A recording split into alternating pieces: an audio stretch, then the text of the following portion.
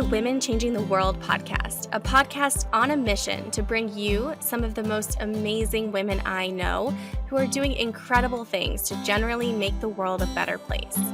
From corporate sustainability to straight up magic and everything in between, you'll meet the real life humans who are birthing the new. I'm your host, Liz Best, and I'm here to amplify the stories and voices of women who are changing the world.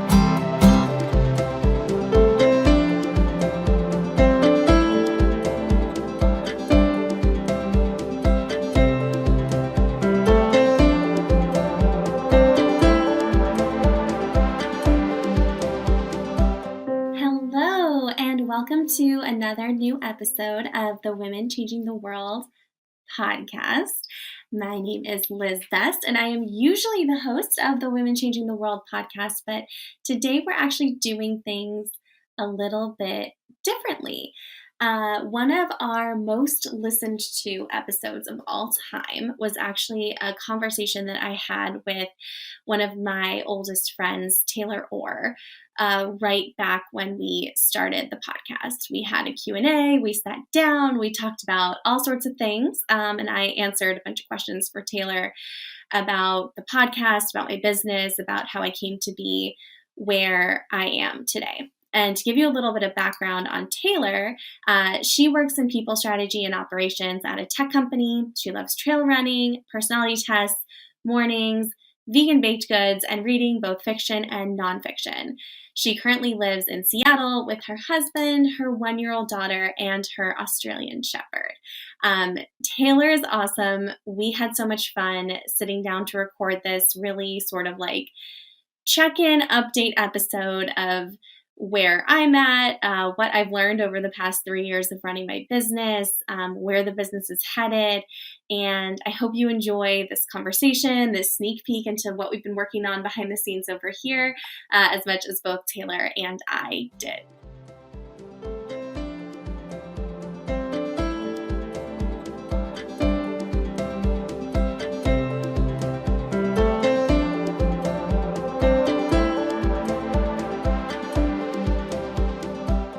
Hello, and welcome to another new episode of the Women Changing the World podcast. I'm so excited today to be sitting down with one of my oldest friends, Taylor Orr, and actually I'm going to be passing the interviewer hat over to Taylor to ask me some questions. But before I do, welcome Taylor to the show. Thanks, Liz. Thanks for having me. Oh my goodness, it's my pleasure. For anyone who's been listening to this podcast since the very, very beginning, we actually did an episode like this to kick things off, like a year and a half ago, and got really positive feedback. So I thought that as we're coming up on the 3-year anniversary of my business, as we're coming up on the 18-month anniversary of the podcast, I thought it would be fun to throw it back and do another Q&A episode where I'm actually in the hot seat. So without further ado, I'm happy to pass it over to you, Taylor. Amazing. Thank you. I am honored and delighted to be here again. Thank you for having me. So I am so excited to talk to you today about your 3 years in business and hear all about your successes, what you've learned, and everything else along the way. So I guess just to kick it off and to kind of start with a super broad question, how are you feeling overall on your 3 years of business? What are you reflecting on as you're coming up to this milestone? Oh my goodness. It's insane. I really just can't believe it. It's so wild to think that as we're recording this, Taylor, one of the first workshops I ever facilitated, in this carnation, in my coaching career was with you back in January, February of 2020, right before lockdown. We did an in-person event series for setting goals and vision boarding for 2020. Little did we know what the year would hold. So it's really just kind of nuts to me that it's been 3 years since that. And so much has happened along the way. And also I feel like so much that has happened in my house. I mean, certainly when I was getting started, I had envisioned like so much more in-person connection as part of what I'd be doing. And it's like, looked so different over the past few years. I'm really, really excited that there is a not like more in-person connection and community that's coming back. But I also think it's so cool, like the many ways in which so many of us have embraced like virtual connection and virtual intimacy in ways that I think we like could not have imagined in 2020. Absolutely. I feel like we're really embracing this like hybrid life, both in our personal lives and our professional lives, where we're okay doing everything remotely and like being really intentional and thoughtful about when we connect in person. And those in-person connections are still so important. I think that also our workshop was called 2020 is Your Year, which is like the most hysterical title now looking back. What have been some of your biggest lessons learned that you'll take with you for the next 3 years? Oh my goodness. There's so many. I think, let's see. I mean, I think one that it's like I knew it, but I am like learning it over and over is that done is better than perfect. And sometimes you just got to like take messy action and put yourself out there and like see what sticks and trust that you're going to iterate and like make it better over time.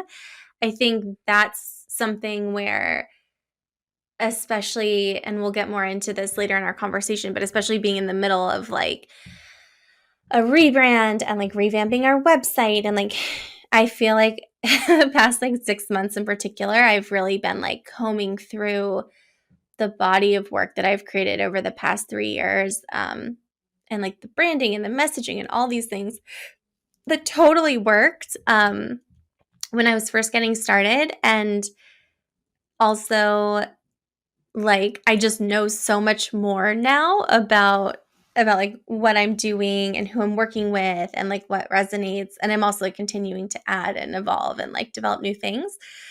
But as a recovering perfectionist, I think it can be so tempting to like want it to be perfect before you even start or have the perfect plan before you even start. And I do think that just learning to take that messy action and like just let some things be done and like know what needs to have all the I's dotted and all the T's crossed and what like can be like less than perfect. Um, that's been really huge. I think the other big lesson has been a lesson in patience. I think so often we want it all done and we want it, or if we want it now, and we want it fast. And I know this is true for me. I also know it's true for many of like the women in my world who are entrepreneurs, actually, and working in impact more broadly is like, we have these big goals, we have these big dreams, we have these big things that we're working on, and they are important and vital, and they just almost always take longer than we want them to.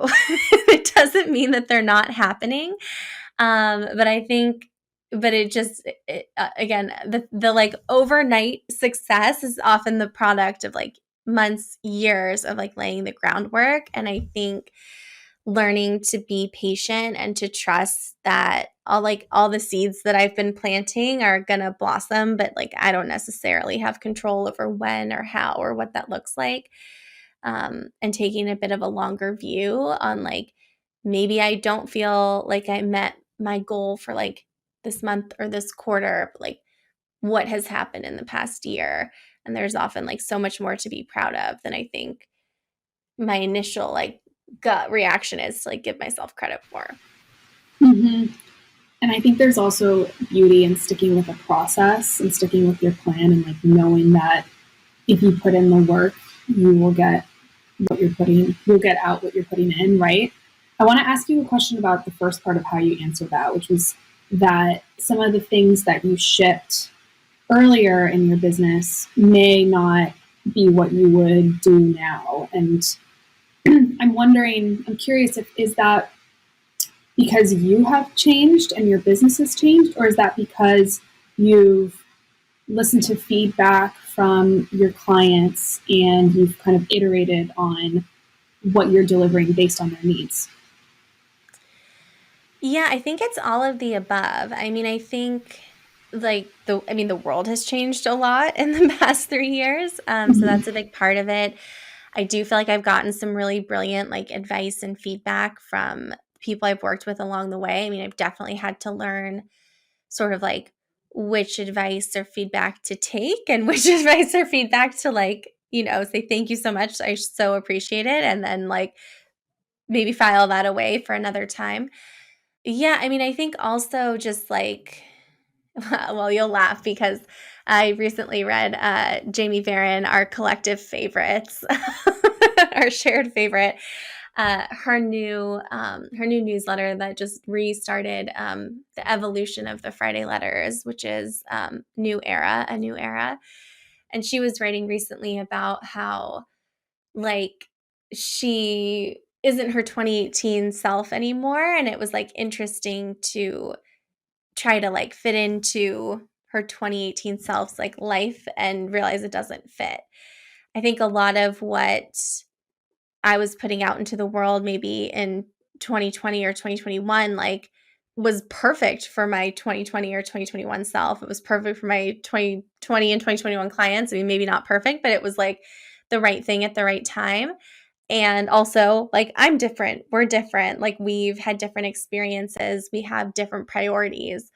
Um, and so, like, being okay with that, like, change and evolution and being ready to, like, release some of the things that, like, were labors of love at the time, but just, like, no longer quite make sense, I think is part of just, like, the natural evolution of, like, both me as a person and then my business as a whole. Mm-hmm. Yeah, that makes sense. What have been the toughest parts of running your business, and what maybe has been easier than you expected? Or where have you found ease and where have you maybe struggled? It's a great question. I'm going to start with the hard part, but don't let me forget to come back to the ease part. I think, oh my gosh. When I think about like the hardest parts of running a business, I'm like, part of me, maybe it's a today thing. I want to be like everything. I feel like, and I don't say that as a deterrent. I think so often for people who are in heart-centered businesses or service-oriented businesses or, both, we don't start a business necessarily because we're like, I want to start a business or like, I want to be a CEO. Like, we start a business because there's a thing that we love doing, or there's a problem we want to solve, or there's a person we want to serve. And business is the vehicle for doing that. And so, in order to serve people in that way, you have to like learn a whole bunch of stuff or like build a team and outsource a bunch of stuff, but you have to like figure out how to do a bunch of stuff that like in and of itself has almost nothing to do with serving the people or like solving the problem or doing the thing. And so I'll to use me as an example, like I really started my business because I wanted to like coach and convene women in sustainability and social impact, whether they were entrepreneurs or in-house or working as consultants. Um, for us to be able to like collectively problem solve, because I know so often in this work you can feel like you're on an island, and I really wanted my work to like help people not feel like they're on an island, help people feel like they have a secret weapon or multiple secret weapons in their back pockets. And in order to do that, I had to like maybe didn't have to, but like, I built a website and I like needed a bookkeeper and like had like learned all this stuff about online marketing. And I mean, I could go on, but I think there's just a lot of stuff that I have found like, that I've learned along the way, and I wouldn't trade it. It has been like truly like an MBA, like, but in practice over the past 3 years. But I think that part has been really hard. And I think the other thing that is a challenge, continues to be a challenge, I don't necessarily foresee ever like not being a challenge, is that when you run your own business, or at least for me in running my own business, a lot of the things that are hard, like I'm making hard or like they're hard. It's like it's so much of it's like an inside job. And I think what I've realized in this process, because there have certainly been like so many moments where I've been like, should I just go back in house? Like, it would be really nice to have like benefits and paid sick time, like, some of these things. I think a lot of the things that are hard about entrepreneurship are things that would be hard for me in any job. And it's like facing like my own relationship with hustle culture. It's facing my own propensity for burnout. It's facing my own like pathological responsibility for stuff. And like business is like my business is what's like revealing those things to me, but like they're things that I need to deal with if I don't want them to be things. Whereas I think before working in corporate America, I maybe would have ascribed some of those to like the context I was in. And I think I'm just really appreciating the extent to which, like, even if I were to have like a 9 to 5 W-2 job, these things would still be here until I address them. Mm-hmm. It's like wherever you go, there you are. Exactly. You can't escape yourself. Yeah. Yeah. Yeah. And then I think to the question of like what's been surprisingly easy, I'm trying to think about how best to put this into words. I do feel like the work itself that I get to do and like the facilitation for women who are changing the world, working as change agents, starting incredible businesses, working inside Fortune 500 companies, like that part, like whether it's actually coaching one-on-one or bringing people together through the Girls Club Collective or the Girls Club Mastermind or facilitating group programs. That part I wouldn't necessarily say it's easy. It has just really I feel so lucky and very corny saying this, but it really does feel like I'm doing what I'm supposed to be doing. And I don't know if I've had quite that feeling before, where I just feel like, yep, this feels like where I'm supposed to be. This feels like the work that I am here for. And I do think that even if I'm like maybe not always hitting like whatever my like, I don't want to say ridiculous because I don't think they're ridiculous, but whatever my like launch goals or numbers or like whatever those like masculine metrics are that I put on some of like the things I do in my business, because I'm still relearning how to do these things. I think aside from that, I do feel like the right people are like showing up at the right time. And even though there have been like way more like panic moments of like, I don't have, my one-on-one client roster is going to like be clear in X month. And like, where are the people going to come from to fill those spots? Like the right people always show up at the right time.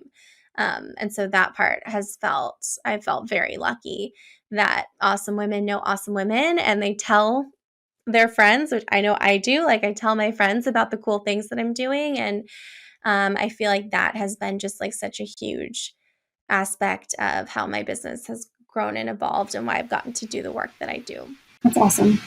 I guess asking kind of a tactical question related to what's been hard. How have you handled burnout, and how do you know when you're working enough or too much, or how do you handle entrepreneurship in that way and like creating boundaries around work for yourself while still working hard enough to sustain your life? Totally. I mean, I think I will say like the working enough has not yet been a problem for me. I don't doubt that. I feel lucky. I'm like perhaps too self-motivated. So that part hasn't been hard. But I think there are a number of things that I've invested in that have really supported me in being thoughtful around my life and my work boundaries. I mean, I've worked with several coaches since I started my business. And often there is a lot of like tactical business coaching work that I've done, but there's also been a whole lot of like energetic and mindset work that I've done. An exercise that I do almost once a quarter now. And then when I don't do it, I have like a freak out and am reminded that I need to do it. Is like I'm continuously evolving and like iterating on what my calendar looks like from a work perspective, because every season really brings with it different clients, different priorities. Like I have a few things that stay consistent. Like I coach like certain afternoons every week. Like that's my coaching availability. But then depending on whether I'm consulting or what other things are on my plate, really like rearranging my schedule to make sure that like there is the space for the things that are like truly priorities again in that season or that quarter. And also space for me to really like appreciate the benefits of being self-employed and being an entrepreneur. And so something I'm experimenting with this quarter or the next few months is like really holding even more time in the mornings for myself to really work on the things that I feel are most important. And like some of that's inherently going to be client work and reactive, but really making sure I'm holding like a couple hours a day to also work in my business, or I guess work on my business, not just in my business. I'm really lucky that I manage a team now. And so making sure that I have time to like actually provide good feedback and review things and respond to things before like everything else inbound is like inbound. So that's something that we'll see how that goes. But I feel like that's really important to me, is figuring out a better system for managing everything. The other two things that come to mind are, one, I'm just learning to like push stuff back. Like so often, like the deadlines are self-imposed and it doesn't need to be the day that we thought it needed to be. And I think we may talk a little bit more about this later, but there's like so much stuff that like I thought I was going to have done for you name the day, and it just didn't happen because it was like way too ambitious with my time, as I think many many of us have like the tendency to do. So pushing things back when they need to get pushed back, rescheduling things when they need to get rescheduled.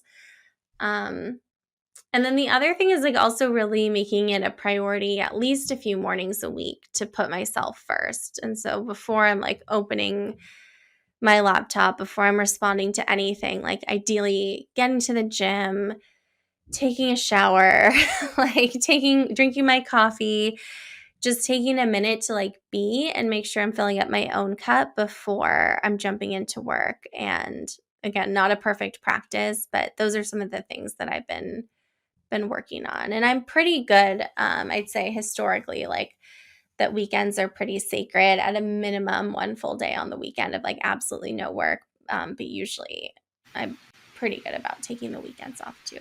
I guess taking kind of a step back, looking at the last 3 years, how has your business changed? What are some of the big shifts you've made over the last 3 years to your business? Thank you. It's a great question. I feel like the number one shift that's sort of in process at this moment is putting community at the center of my business. I was first exposed to the idea of like what a community business is by this awesome woman, Tatiana Figueredo, who will be on the podcast later this season. She runs a cohort-based course in community called Building a Community Business. And she actually, another awesome woman who runs a community business, Geisha Haas, who was previously on this podcast. She's the founder of Dreamers and Doers. I had reached out to Geisha with some questions as I was like exploring what the evolution of the girls club could look like. And she was like, you should really like talk to Tatiana. And it really felt like the missing piece. Like it felt like when I kind of learned her theory of what a community business is and how, again, really putting community at the center of a business like mine, like could just be a revelation for like my business goals, my business priorities. I feel like it's really like a total reorientation of my business model from being like a one-on-one or like one-to-many service provider to like really being like a community leader and facilitator who is like holding space and like facilitating space for like the women that I serve. Again, I think it's just, and I'm having a hard time even articulating it, but it was just like, oh yeah, like when you think about a business where that's the center, it's like a totally different structure. Like there are potentially different priorities for a business like that. There's like a different way of thinking about time. There's a different way of thinking about your team. But so much of what like I believe in just really aiming to truly provide like an incredible client experience, no matter how I'm working with someone, but making sure that like the feeling of working with me is like if you've seen some of my like I like some of my like marketing photos, but like of like the feeling of like a picnic, like a beautiful bohemian picnic on the beach is like that's the vibe that I want, like that I want at my retreats, I want at my gatherings, I want in my one-on-one work with my clients, like the feeling of like pouring a glass of champagne and celebrating with people who genuinely want to celebrate you. Community just, feels so aligned with that. And I feel like I've been spending so much of my time the past few years introducing the incredible women that I work with to each other, which I love, and which is like, to be frank, like it's a very time consuming thing. And I want to do more of it, but I was also realizing that like the way that my business was currently set up was like not conducive to me having like the time and the bandwidth to do more of that. So, yeah, I mean, I think I got started really with like one-on-one coaching, which I love and will continue to do for as long as people want to hire me as their coach. That really evolved into my first group program around like getting your dream job, which then evolved into my first Hypermind Magnetic AF, which is for thought leadership and personal branding, which then evolved into the Girls Club Mastermind, which is a longer container for women who are working as change agents to really like be part of a dedicated cohort that meets regularly and like collectively problem solves. And yeah, I feel like the Girls Club Collective, which is like our big thing for 2023, is like taking like all the things I've learned from all of those different offerings, and creating a home for all these incredible women to like hang out with each other and like collectively problem solve and connect and offer wisdom and like really expand their circles. It sounds really lovely and fun. Thank you. It's my intention. Thinking about these women that you serve, what sorts of themes always crop up in what they're working through, what they're facing, what their problems are? Are there any like universal truths or universal themes that you've uncovered through your work working with these women? Yeah, I mean, I think the number one question that so many of the people in my world are asking ourselves is like, is anything I'm doing making an impact? Like, am I having a big enough impact? Am I doing the work that I'm like meant to be doing?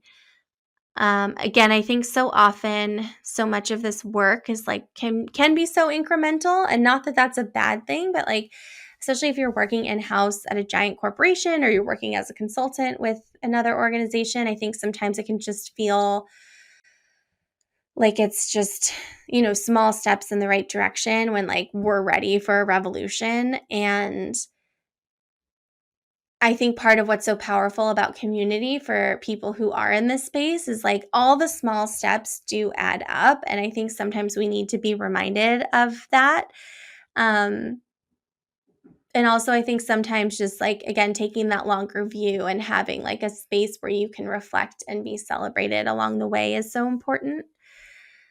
A couple other things, a couple other themes are a desire, I think, to reimagine ambition. A lot of the women in my world are like really, starting to like recognize the extent to which like they may have quote always been ambitious, but like to what end? And like they're ready to think about like what do I actually want? Like I'm not interested in climbing the corporate ladder for the sake of climbing the corporate ladder. Like I'm not interested in like I don't know, like a seven-figure business for the sake of a seven-figure business. Like I really want to think about like what I want and like what's important to me, and maybe it's not the like shiny like corporate patriarchal thing that like I grew up thinking it was, and like also maybe like my definition of ambition has been really informed by white supremacy and the patriarchy, and I'm ready for a different definition of what success is, and one that like really takes into consideration like my own desires and my own well-being. I think that's a really huge one. And related to that, I think this feeling of like there aren't enough hours in the day um, is definitely something that I think just thinking through like how to align our time with our priorities, and then how to like repeatedly realign our time with our priorities. I think is just time is something that's so universal. Like we all experience, we are all given 24 hours in a day, and I know people may have very different demands on their 24 hours in a day depending on like their like life circumstance and situation. But figuring out how to like align our time with our values and our priorities is definitely another thing that a lot of people in my world I think are really actively thinking about. Mm-hmm. And what season of life you're in too, right? Like you Yeah, might I be in a love that season where idea you of like of life seasons and career seasons. Ramit Sethi has this like great visual of like, I'm not going to do it justice, but basically this idea of like in your career, are you in like a place where you're looking to like make a change? Are you in a season where you're looking to grow, or are you in a season where you're looking to like enjoy like the fruits of your labor? And like, are you in a place where you're like, actually my career is not my top priority, my life is my top priority, and like work's just got to work right now? And I think so often we think that we need to be in like the growth bucket or the change bucket, and I don't think we always appreciate that there's something like really beautiful and very important and essential about being in the like my work works for my life bucket as well. right. Mm-hmm.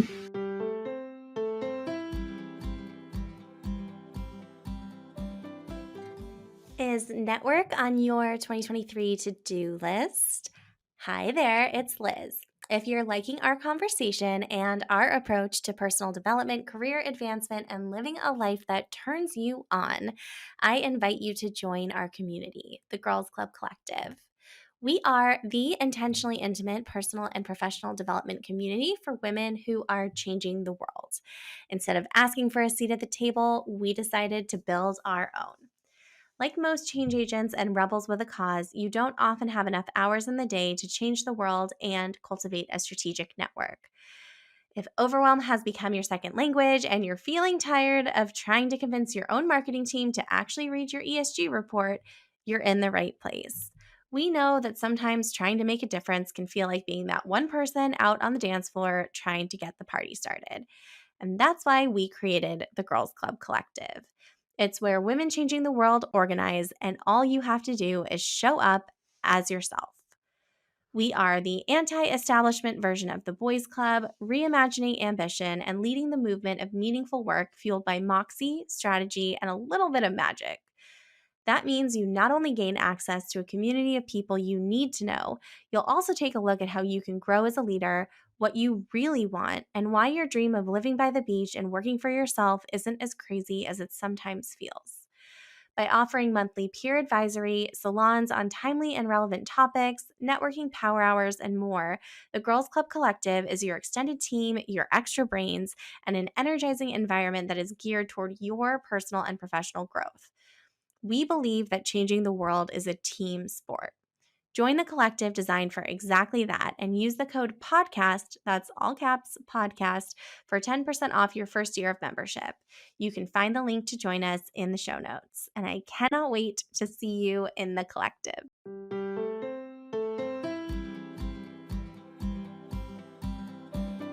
Speaking of priorities and focus areas, what were some of your 2022 goals, and did you achieve them all? Did you not achieve them all? And what are you carrying anything into 2023 that you didn't achieve, or leaving anything behind in 2022?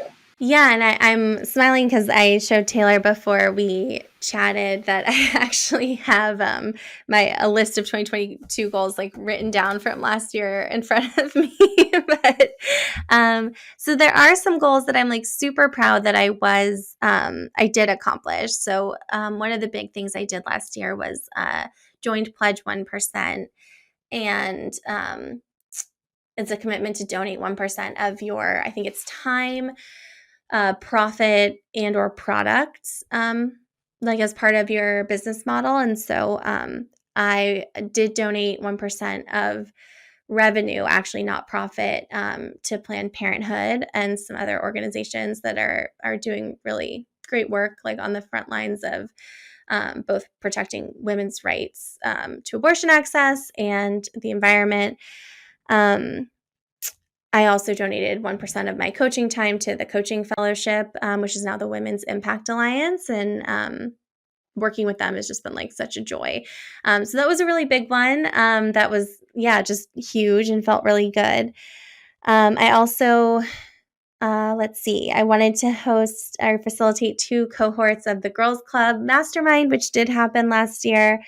I wanted to invest in small, local, and BIPOC-owned small businesses, also women-owned small businesses, which was also something that I did last year. I think there's always room to do more, but I always try to look for a qualified woman to do pretty much anything that I need done in my business and start there.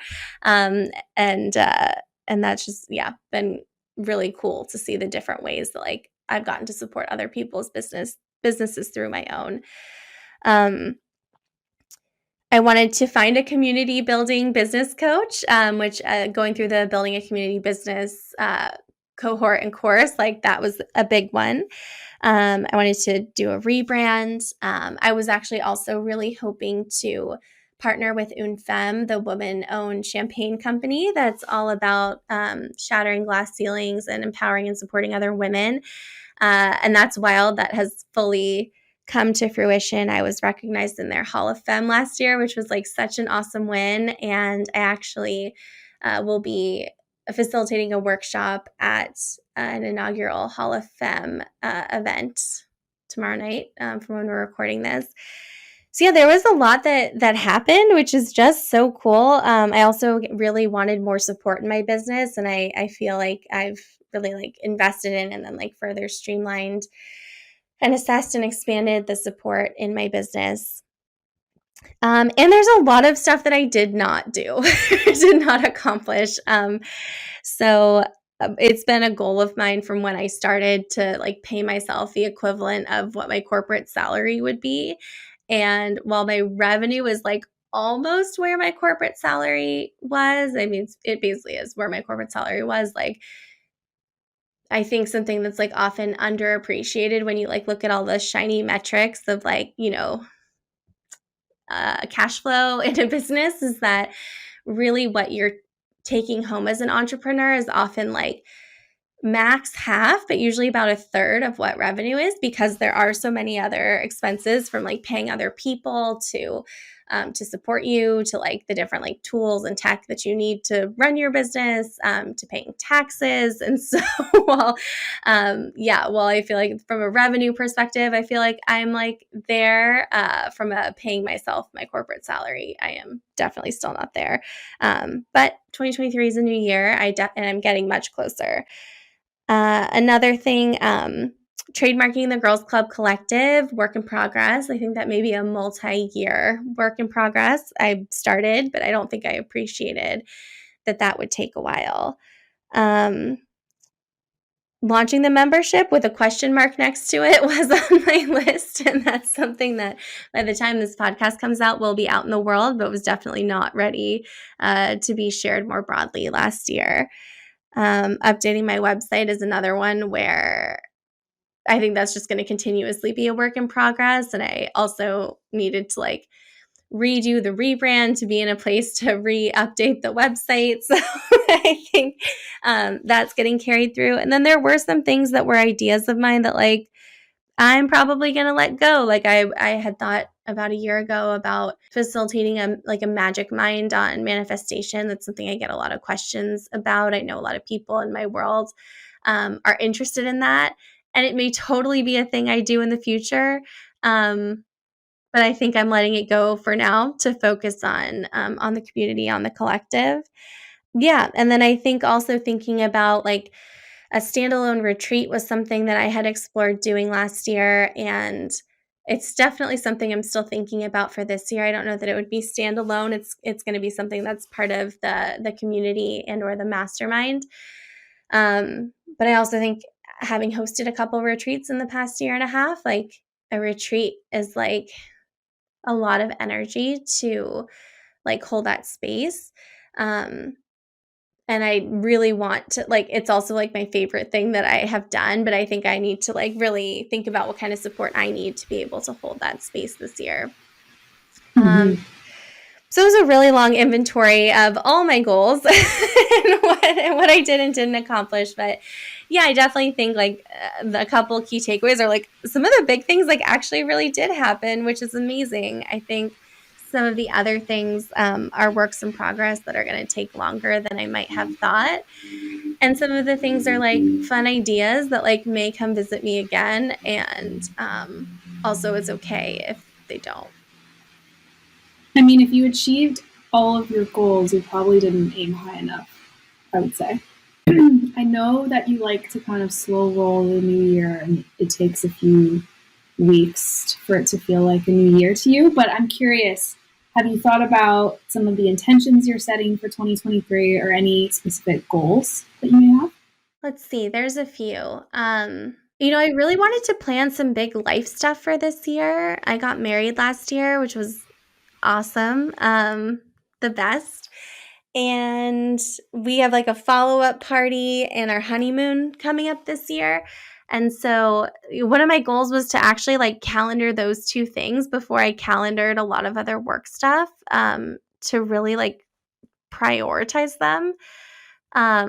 So they're happening. I think the other big goal I have for my business is really to pour everything I have into this community and really truly give it the time, the energy, the bandwidth, the brain space that it deserves.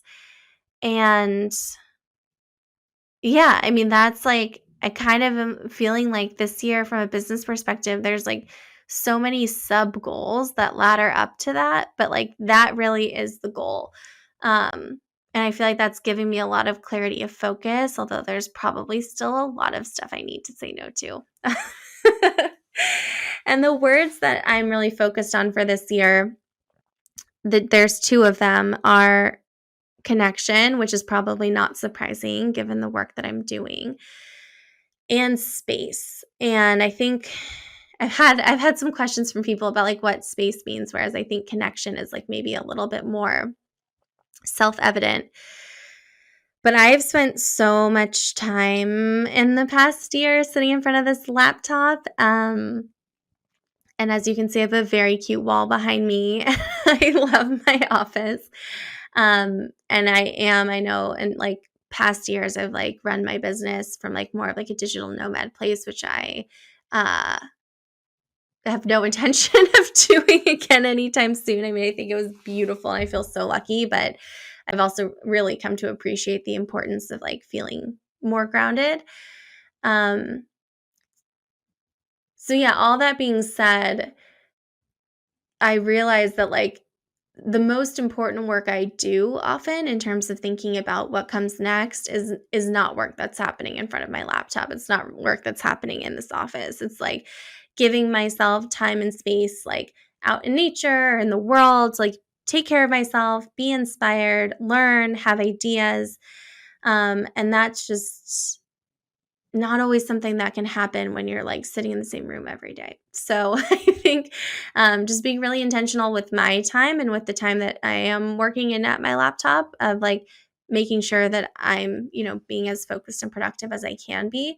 But also the work that doesn't actually need to happen in front of my laptop, work like reviewing podcast episodes or doing strategic planning or writing content or like some of that stuff, like really thinking about how I can like get some space for my desk to do that work, because that was just such a huge part of my vision of what entrepreneurship would look like. And I think like my old habits like have been a little bit hard to kill off in that respect of like feeling guilty if I'm not at my computer. So I'm definitely still working on that. It's really hard to have a stroke of genius when you're just like hunched over your laptop without like some space and time away from it, right?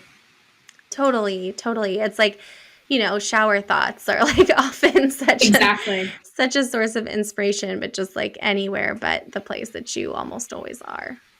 Exactly. Do you have any like favorite current mantra or quote or anything like that that really like aligns to where you are right now? I love talking about sticky notes, and I think in sticky notes. A couple of like the brightest, which means they're the newest as I look around my desk, are say no so you can say yes.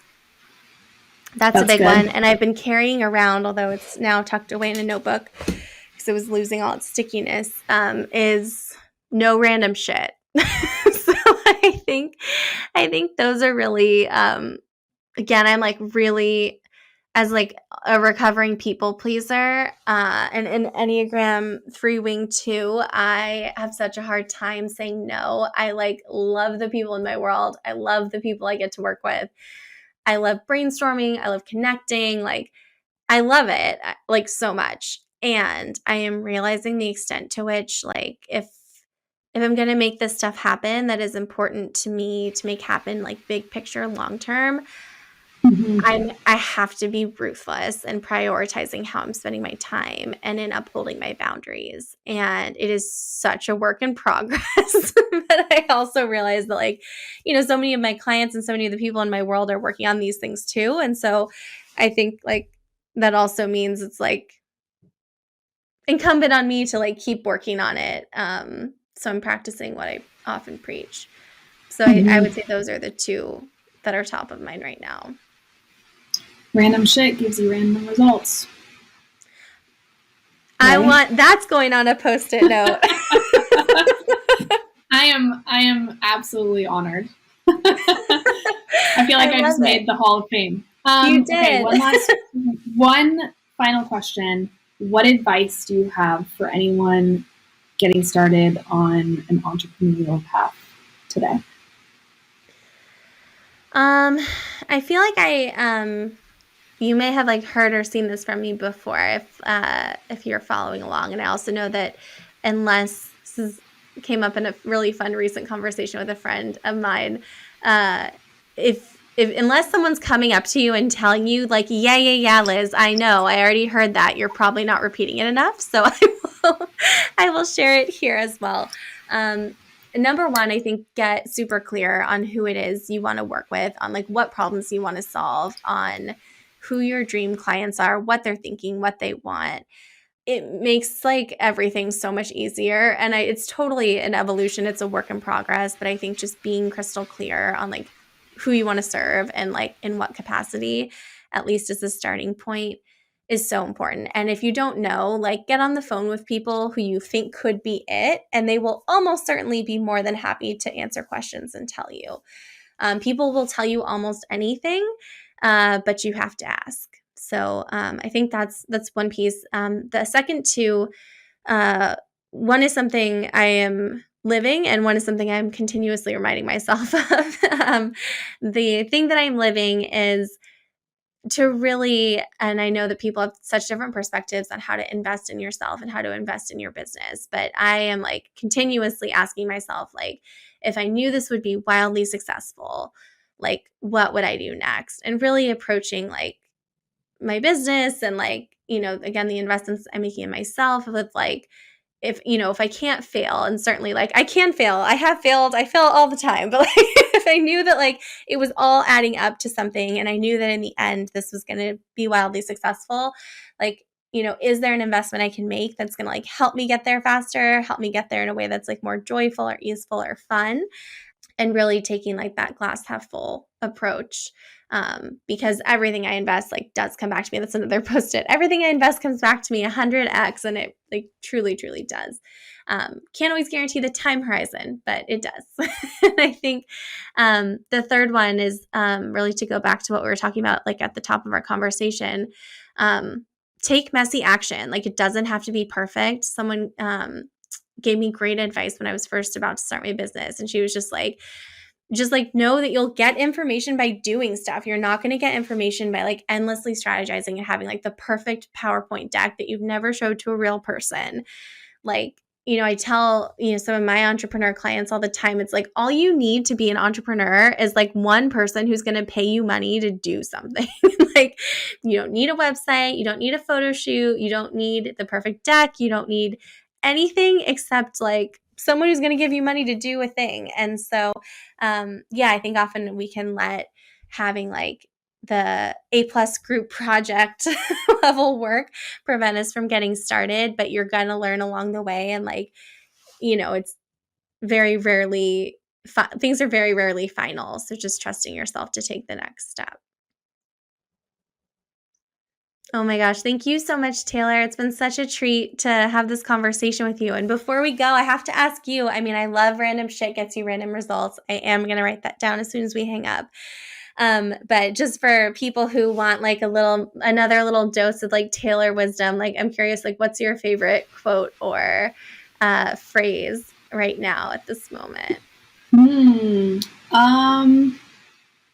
think more so my intention right now is to kind of along what you were saying earlier, is like making space, because I also, with a almost 1-year-old baby, I've had to really reset how much I can do in a day over the last year, and my to-do list will sit unchecked for longer than I'm used to.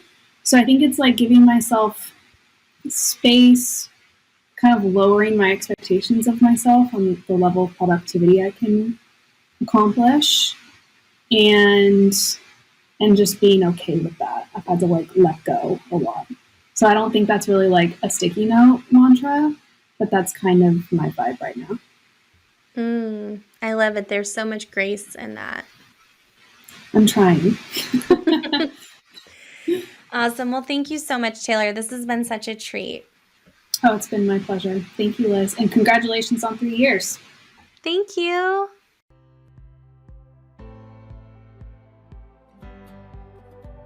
Thank you so much for tuning into this episode of the Women Changing the World podcast. Please rate and review the Women Changing the World podcast on Spotify, Apple Podcasts, or Google Podcasts, and don't forget to subscribe for future episodes. You can find me on Instagram. My handle is liz.best, that's lis.best, or you can find me on LinkedIn by searching my name, Liz Best. Join my mail list by visiting elizabethbest.com/monthly meditation, and you'll receive all the latest updates on events, retreats, and opportunities to work with me, plus a monthly love note from my heart to your inbox. I am so excited to keep in touch, and I'll see you in the next episode.